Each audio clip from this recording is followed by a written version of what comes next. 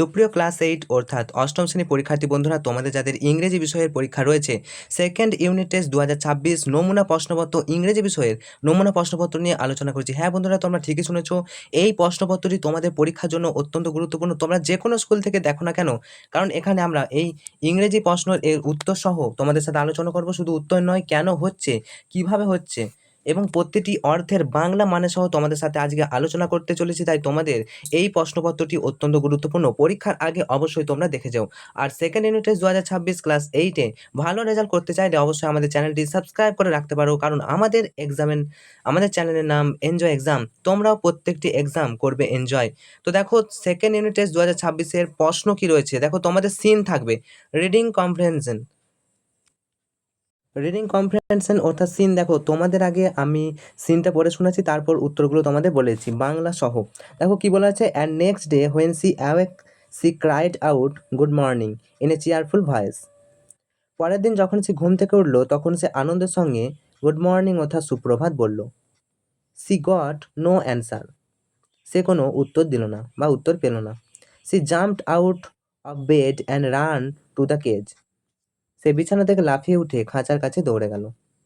C gave a startled cry, সে ভয়ে চিৎকার করে উঠল। For there the little bird lay with his eyes closed and he looked as if he were dead, কারণ ছোট্ট পাখিটি চোখ বন্ধ করে পড়েছিল এবং তাকে দেখে মনে হয়েছিল সে ডেড হয়ে গেছে। ডেড মানে মৃত্যু। সি ওপেন্ড দ্য ডোর, সে দরজা খুললো। অ্যান্ড লিফটেড হিম আউট, এবং তাকে বাইরে তুলে আনলো। C gave a sob of relief, for she gave a sob of relief মানে সে স্বস্তির নিঃশ্বাস ফেললো। For she felt that his little heart was beating still, সে অনুভব করলো যে ছোট্ট পাখির হৃদয়টি তখনও বিটিং হচ্ছে, অর্থাৎ হার্টবিট চলছে। ওয়াক আপ লিটল বার্ড, জেগে ওঠো ছোট্ট পাখিটি। সি সেড, সে বলল। সি বিগ্যান টু ক্রাই, সে কাঁদতে লাগলো। And her tears fell and tears fell on the, এখানে বোঝা যাচ্ছে না, যাই হোক। Can not sing you unless I am free, and if I can not sing I die, he said. সে বলল, কি বললো, she said, sorry, she began to cry, সে কাঁদতে লাগলো। অ্যান্ড হার টিয়ার্স ফেল, তার চোখে জল পড়তে লাগলো। Can not sing unless I am free, and if I can not sing I die, যদি আমি না গান গাইতে পারি তাহলে আমি মারা যাব। হি সেড, সে বলল। দেন টেক ইউর ফ্রিডম, তুমি তোমার স্বাধীনতা নাও। দ্য প্রিন্সেস সেড, প্রিন্সেস বলল। I shut you in a golden cage, আমি তোমাকে বন্ধ করে রেখেছিলাম এক সোনালি খাঁচায়। বিকজ আই লাভড ইউ, আমি তোমাকে ভালোবাসতাম। And wanted to have you all to myself, এবং তোমাকে শুধু নিজের কাছেই রাখতে চেয়েছিলাম। Knew it would kill you, but I never knew it it would kill you, এটা তোমাকে মেরে ফেলবে আমি জানতাম না। গো, যাও। ফ্লাই অ্যাওয়ে, উড়ে যাও। Among the trees and round the lake and fly over the green rice fields. I love you enough to let you be happy in your own way, যাও উড়ে যাও, সবুজ ধানের উপর, ক্ষেতের উপর দিয়ে উড়ে উড়ে বেড়াও। আই লাভ ইউ এনাফ, আমি এতটাই ভালোবাসতাম, two let you be happy in your own way, যে নিজের মতো করে সুখে থাকতে দিতে চাই তোমাকে। এটাই ছিল। এরপর দেখো, তোমরা এটা বুঝতে পারলে। তারপরে কি আছে, she threw open the window and gently place the little bird on the sill, সে জানলাটা পুরো খুলে দিল এবং ছোট্ট পাখিটি আলতো করে জানলার ধারে বসিয়ে দিল। তো তোমরা এটা দেখতে পেলে। এরপর দেখো, টিক দ্য কারেক্ট অল্টারনেটিভ, কি উত্তর এসছে। প্রশ্ন দেখো কি বলেছে, যে প্রিন্সেস সেপ্টেম্বর গেভ, মানে প্রিন্সেস সেপ্টেম্বর কি দিয়েছিল। অ্যান্সার হবে স্টার্টেল ক্রাই, বিস্মিত চিৎকার। প্রিন্সেস সেপ্টেম্বর বিস্মিত চিৎকার করেছিল। কি করেছিল, বিস্মিত চিৎকার করেছিল। স্টার্টেল ক্রাই অ্যান্সার হবে। The heart of the bird was, প্রাকৃতির হার্ট কেমন ছিল। স্টিল বিটিং বা বিটিং স্টিল, এখনো স্পন্দিত হচ্ছিল। দেখো, তোমাদের সিন থেকে কিন্তু দেখে কিন্তু অ্যান্সার করতে হবে। দেখো তারপরে কি বলছে, the bird will die if he cannot, পাখিটি কি করতে না পারলে মারা যাবে। তো আমরা পড়লাম সিং মানে গান করতে, অপশন এ। এখানে অনেকগুলো অপশন ছিল, আমরা অপশনগুলোকে না লিখে ডাইরেক্ট অ্যান্সার লিখে দিয়েছি। ওকে, আচ্ছা next, the princess gently place the little bird on the, রাজকুমারী পাখিটিকে আস্তে আস্তে করে কোথায় বসেছিলেন। উত্তর হবে সিল, সিল মানে হচ্ছে জানলার ধারে। নেক্সট প্রশ্ন, write T for true and A for false statement in the given boxes, one is done for you. এবার দেখো, তোমাদের এরকম ট্রু ফলস কিন্তু আসবে, সেটাও তোমাদের কিন্তু সিন দেখে করতে হবে। এই সিনটা কিন্তু খুবই গুরুত্বপূর্ণ তোমাদের এবছরের জন্য। দেখো কি বলেছে, the cage was made of silver, যে খাঁচাটা সিলভার দিয়ে তৈরি অর্থাৎ রূপো দিয়ে তৈরি, সেটা কি সঠিক? একদম ভুল। আমরা সাপোর্টিং স্টেটমেন্টে কি বলতে পারি? I shut you in a golden cage, আমি বন্ধ করেছিলাম তোমাকে সোনালী খাঁচায়, তাহলে সোনালী খাঁচায়, তো তোমরা সাপোর্টিং স্টেটমেন্ট দেখতে পাচ্ছ, তো সোনালী খাঁচায় বন্দি করেছিল, সোনার খাঁচায়, তাই। চলো next, princess September gave a sob of relief, princess September স্বস্তি নিঃশ্বাস ফেলেছিল, এটা কি? এটা অবশ্যই ট্রু হবে। নেক্সট দেখো supporting statement, she gave a sob of relief for she felt that his little heart was beating still, তিনি স্বস্তি নিঃশ্বাস ফেললেও কারণ তিনি অনুভব করলেন যে পাখির ছোট্ট হৃদয় তখনও স্পন্দিত হচ্ছিল। নেক্সট প্রশ্ন, অ্যান্সার দ্য ফলোইং কোশ্চেন, এবার দেখো তোমাদের 2 নম্বর কিন্তু প্রশ্ন আসছে, কি প্রশ্ন আগে দেখে নাও। Why was the little bird granted freedom by the princess, রাজকুমারী কেন ছোট্ট পাখিটিকে স্বাধীনতা দিয়েছিল? তো অ্যান্সার দেখো, সিন দেখে লিখবে, the princess granted the little bird freedom, princess অর্থাৎ রাজকুমারী পাখিটিকে ফ্রিডম দিয়েছিল অর্থাৎ স্বাধীনতা দিয়েছিল, বিকজ কারণ সি রিয়েলাইজ, সে উপলব্ধি করেছিল, that the bird will die, পাখিটি মারা যাবে, ইফ যদি it could not sing freely, সে যদি ভালো করে গাইতে না পারে, she wanted the bird to be happy, সে চেয়েছিল যে পাখিটিকে সুখী দেখতে। ঠিক আছে, বাংলা মানেটাও তোমরা দেখতে পাচ্ছ। চলে আসবো আমরা নেক্সট প্রশ্ন, do you think the little bird will return to the princess again, give reason, তুমি কি মনে করো যে ছোট্ট পাখিটি আবার রাজকুমারীর কাছে ফিরে আসবে? কারণ দেখাও। তো অ্যান্সার দেখো, অ্যান্সারটা তোমরা দেখতে পাচ্ছ, ইয়েস, হ্যাঁ, আই থিঙ্ক, আমার মনে হয়, the little bird will return, ছোট্ট পাখিটি আবার ফিরে আসবে, বিকজ কারণ দ্য প্রিন্সেস ট্রুলি লাভ, রাজকুমারী খুব ভালোবেসেছিল হিম তাকে, and finally gave him freedom, এবং তাকে স্বাধীনতা দিয়েছিল, the bird will remember her kindness, পাখিটি তার যে কাইন্ডনেস দয়ালুতা অবশ্যই মনে রাখবে বা দয়া মনে রাখবে, এই জন্য কিন্তু আমার মনে হয় যে পাখিটি আবার রাজকুমারীর কাছে ফিরে আসবে। চলো নেক্সট প্রশ্ন, writing the antonym of the underline word, antonym মানে হচ্ছে বিপরীতার্থক শব্দ। প্রথমে কি বলছে দেখো, she cried out good morning in cheerful voice, তিনি আনন্দিত কণ্ঠে গুড মর্নিং বলে উঠল, এখানে চেয়ারফুল এর তোমাকে কি করতে হবে? অ্যান্টোনিম করতে হবে, অর্থাৎ বিপরীত শব্দ। তো দেখো চেয়ারফুল এর বিপরীত শব্দ হয়ে যাবে স্যাড, ঠিক আছে, আনন্দিত, আর স্যাড মানে হচ্ছে দুঃখিত। নেক্সট আবার দেখো একটা সেন্টেন্স দেওয়া আছে, she looked sad after hearing the bad news, তাকে খারাপ খবরটি শুনে তাকে কিন্তু স্যাড দেখাচ্ছিল, স্যাড মানে দুঃখিত। তো দেখো অ্যান্সার তাহলে এখানে কি হবে? আচ্ছা, সেন্টেন্স তৈরি করতে বলেছিল যে স্যাড দিয়ে একটা সেন্টেন্স, তো সেন্টেন্সটা তোমরা দেখে নাও, she looked sad after hearing the bad news, ঠিক আছে, এটা খারাপ খবর শোনার পর তাকে দুঃখিত দেখাচ্ছিল। তো এটা বিপরীতার্থ করে তারপর হচ্ছে তোমাদের ওই যেটা বিপরীত করলাম স্যাড, অর্থাৎ চেয়ারফুলের বিপরীত স্যাড, এবং সেটা দিয়ে একটি সেন্টেন্স তৈরি করা করা হয়েছে। এরপর আনসিন দেখো কিরকম টাইপের আছে, রিডিং কম্প্রিহেনশন আনসিন দেখো কি বলেছে,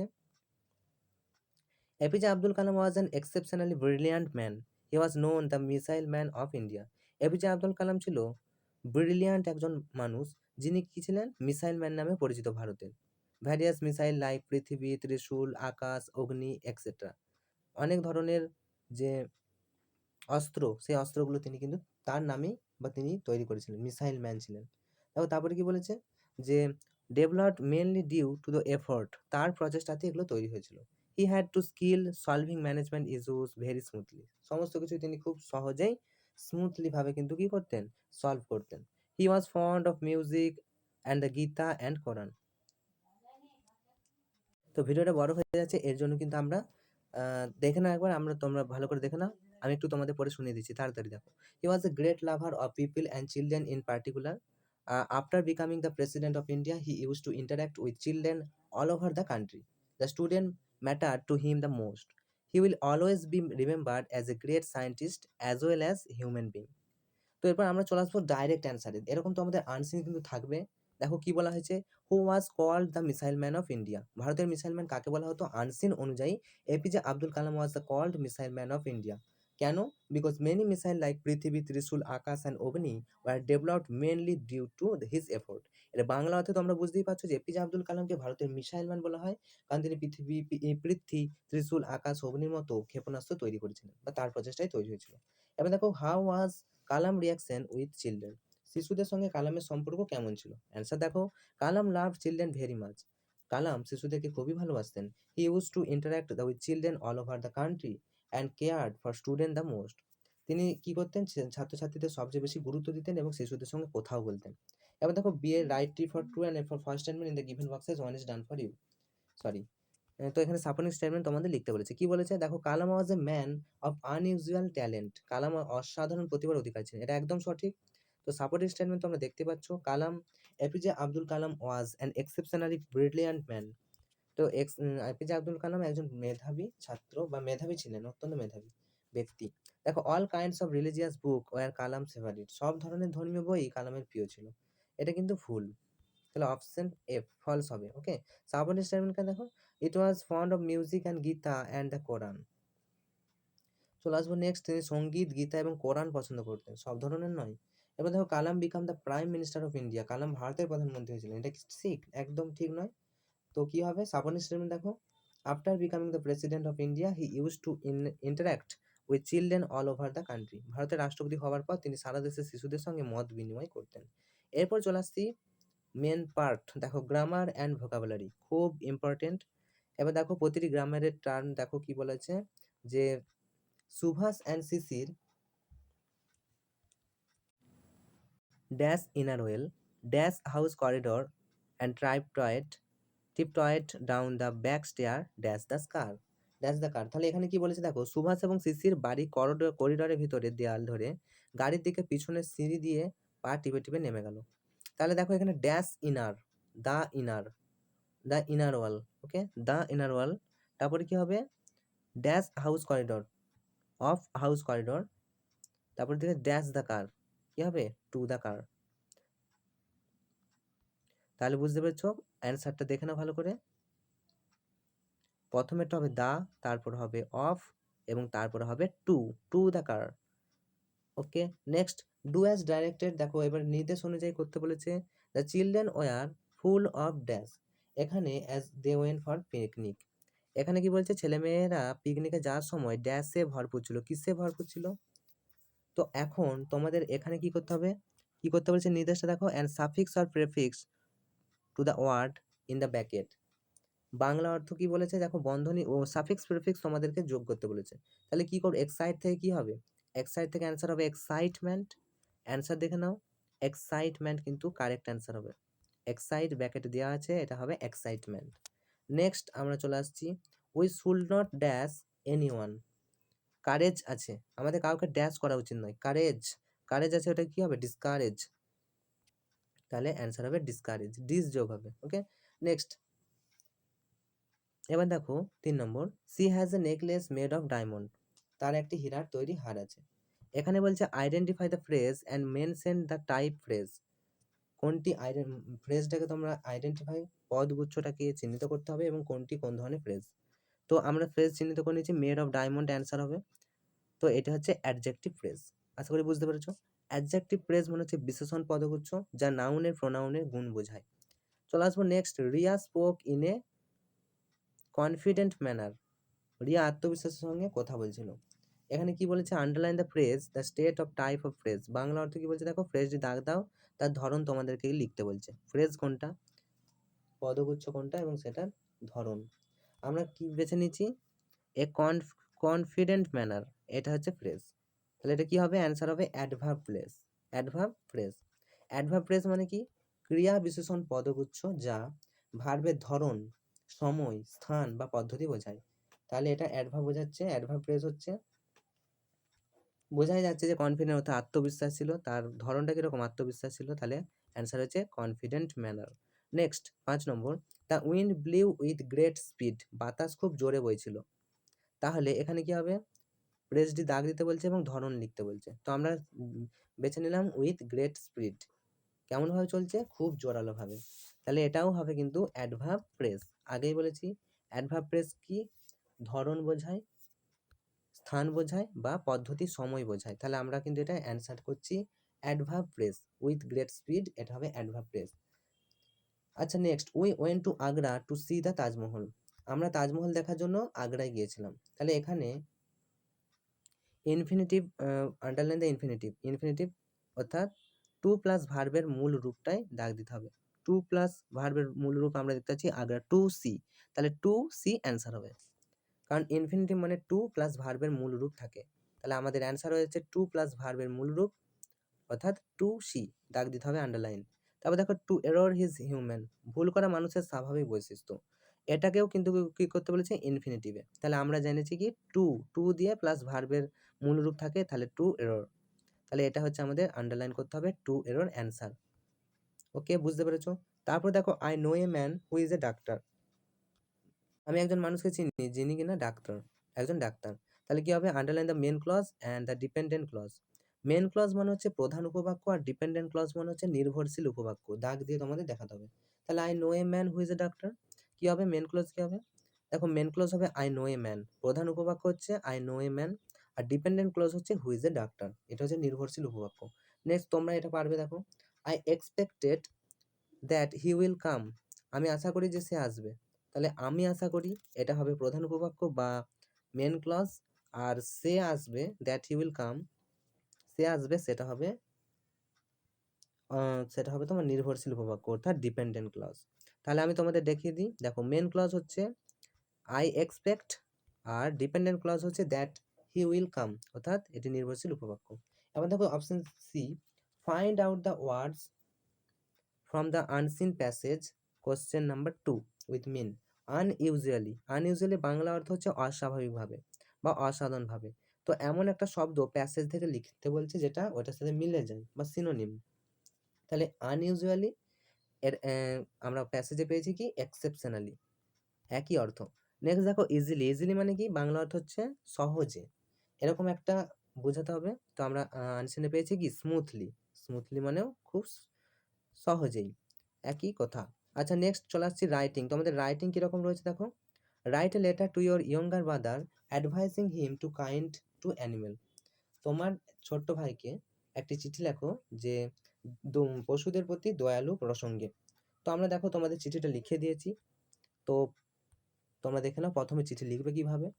প্রথমে ঠিকানা দেবে, তারিখ দেবে, তারপর দেখো dear brother, I hope you are well, I am also fine, I am writing this letter to advise you to be kind to animals, animals are our friends and they also have feeling, we should never hurt them or throw stone at them, we should give food and water to hungry animal and take care of them, kindness to animal make us good human beings, hope you will also always love and protect animal, take care of yourself, your lovingly your brother.